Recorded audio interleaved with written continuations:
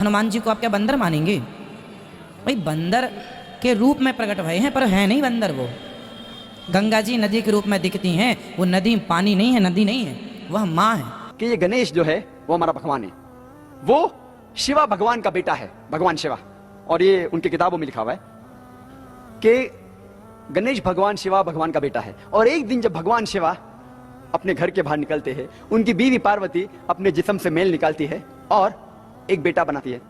और वो कहती है उस बेटे से कि घर के चौखट पे खड़े रहो, घर के दरवाजे के बाहर खड़े रहो और किसी को भी घर में आने मत देना, मैं आराम फरमा रही हूं। तो उसका बेटा घर के बाहर जाता है और दरवाजे पे खड़े हो जाता है।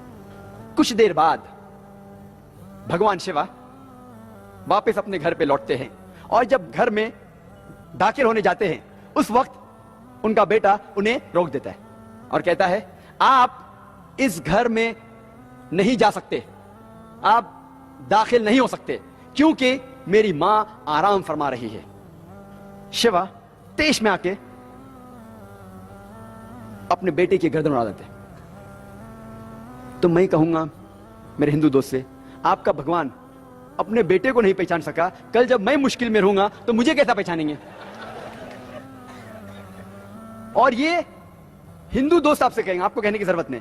और ये कहानी आगे बढ़ती है कि भगवान अपने बेटे का सर इतना दूर उड़ा डालते कि वापस नहीं लेके आ सकते, तो लोगों से कहते कि पहले जानवर जो नजदीक में आएंगे आपके, उसकी गर्दन उड़ाओ और मेरे पास लेके आओ। तो पहला जानवर जो उनके सामने आता है वो है हाथी। तो वो हाथी की गर्दन उड़ाते और शिवा के पास लेके आते और भगवान शिवा अपने बेटे के सिर पे लगाता है और वजूद में आता है गणपति, एक लड़का जिसके सिर की जगह है हाथी का सिर। मैं कहूंगा अब इसको भगवान मानते? मेरा दोस्त कहेगा, अरे जाने देना जाकिर, ये तो कहानी है। अरे लेकिन ये आपका भगवान है क्या? अरे जाकिर जाने देना, ये तो सिर्फ कहानी है। मैं कहूंगा आप मुझे साबित करके दिखाओ कि गणेश भगवान है और मैं प्रसाद खाऊंगा, क्योंकि कुरान में लिखा हुआ है कि अल्लाह के नाम का खाना मैं खा सकता हूं। बोलेगा जाने देना जाकिर, ये छोड़, कहानी है ये सिर्फ मेरे मजहब में। मैं कहूंगा नहीं, मुझे साबित करके दिखाओ, अभी मैं उसके पीछे भागूंगा। और ये बहुत आसान है, हमें किसी भी गैर मुसलमान के खुदा को गाली नहीं देना चाहिए। अल्लाह ताला फरमाते हैं कुरान मजीद में, सूरह अनाम में, सूरह नंबर 6 आयत नंबर 108 में, आप वो लोगों जिनकी वो पूजा करते हैं, जिन लोगों की वो अल्लाह के अलावा पूजा करते हैं, उनको आप गाली मत दो। जिन लोगों की वो पूजा करते हैं, इबादत करते हैं अल्लाह के अलावा, उन लोगों को आप गाली मत दो, नहीं तो जहालत में वो लोग अल्लाह सुब्हानहू व तआला को गाली देंगे। तो हमें गैर मुसलमानों के भगवान को गाली देना हराम है। तो हमें कुछ नहीं कहना चाहिए, सिर्फ पूछना चाहिए ये कौन है, और वो हिंदू या वो गैर मुसलमान अपने आप अपना काम करेगा। आपको उन्हें बुरा भला नहीं कहना चाहिए, इस्लाम में इजाजत नहीं है। लेकिन ये तो पूछ सकते कौन है ये, आपका गणेश कौन है, आपका भगवान कौन है? मुंह तो खोलो। हम मुंह खोलने से डरते हैं। और मैं जिस शहर में से आ रहा हूं, बंबई, आपको शायद पता होगा उसकी फिजा कैसी है, पर अल्हम्दुलिल्लाह सुम्मा अल्हम्दुलिल्लाह, ये गैर मुसलमान मेरी और इज्जत करते हैं। ये गैर मुसलमान जब मैं जाता हूं मेरी और इज्जत करते हैं। जब मैं जाऊंगा एयरपोर्ट के थ्रू, देखिए ओ जाकिर साहब आए, वो इमीडिएटली ग्रीन चैनल के थ्रू जाने देंगे। जब मैं जाता हूं दुकान पे डिस्काउंट देते, कुछ लोग फ्री भी देते। अल्लाह की बात करने से किससे डरना? कि सनातन क्या है, सिर्फ सनातन क्या है, मैं यही जानना चाहता, जिसके कारण मैं आपके द्वार पर और यहाँ इजलास महफिल में मैं आपके सामने क्वेश्चन रखा हूँ। भाई साहब ने पूछा है कि सनातन की मानी क्या है। पूरा सनातन धर्म, सनातन मतलब एक ही खुदा में मानना, सनातन धर्म। जैसे मैंने कल भी कहा, स्वामी दयानंद सरस्वती ने शुरू किया था। और सनातन धर्म मतलब वो कहते हैं कि अगर आपको जानना है कि ईश्वर क्या है और धर्म क्या है, तो सबसे ऊंची किताब वेद के ऊपर अमल करना चाहिए। तो इनने वेद की तहकीक करने के बाद यह साबित किया कि ईश्वर का डेफिनेशन क्या है, वेद और उपनिषद के जरिए। और जैसे मैंने कल भी कहा और परसों भी कहा कि जब आप पढ़ते हैं छंदोग्य उपनिषद चैप्टर नंबर 6 सेक्शन नंबर 2 श्लोक नंबर 1, एकम एविदित्यम, खुदा एक ही है, भगवान एक है, दूसरा नहीं है। लिखा है श्वेताश्वेतर उपनिषद में चैप्टर नंबर 6 श्लोक नंबर 9, ना चस्य कसिज जनिता न जदीपा, उस ईश्वर, उस भगवान का कोई रब नहीं, कोई वालदेन नहीं।